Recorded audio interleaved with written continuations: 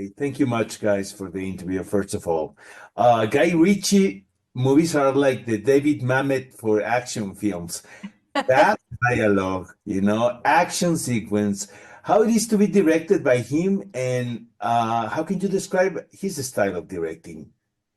And Natalie and John. Incredible.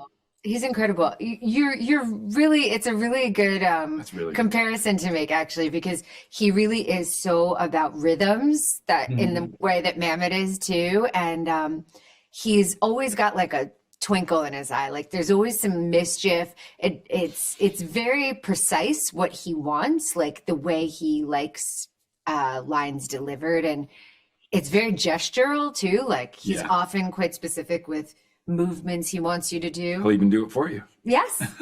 And it's so fun. It's really a super fun environment that he creates. John, do you want to add a little bit? Oh, I mean, it was probably the most fun I've had on a movie, to be honest with you. He is such an incredible energy, and he's a very light person, and he is so smart about everything. And as far as directing, I would steal nearly everything from him. He's clearly such an artist, and yet makes it so spontaneous and fun that he's always open to new things happening on set, and that's very rare. Usually it's very mapped out in a way that doesn't allow for much change or fun, and so he's incredible. both of you guys have directed movies. So the question is, does your perception of filmmaking as an actor change after experience like that, after directing a movie?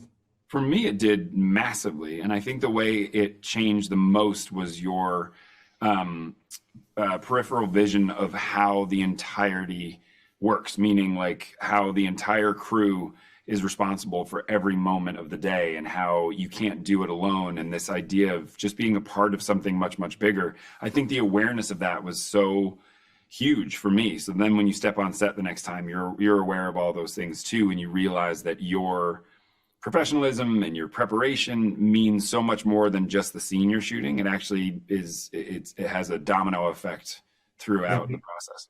For you, Natalie? Well, I agree with John on how understanding the preparation that goes in before makes you appreciate how much work has been done before you step on set as an actor.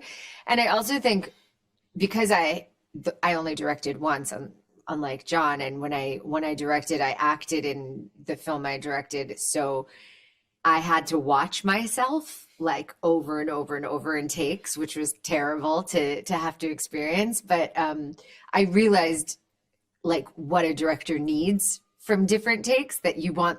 Like I think before I was just trying to like hone and perfect one kind of interpretation of a scene, whereas I realized how helpful it is in the editing room if you give lots of different options.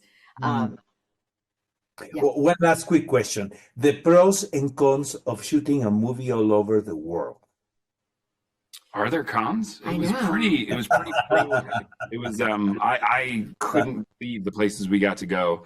A lot of them were on my bucket list, so I was checking them off as we went through. It was so much fun. Yeah, the pros really are evident. Like these places are extraordinary, to go to Cairo, to go to Vienna, Yeah. to go to Liverpool, and of course London.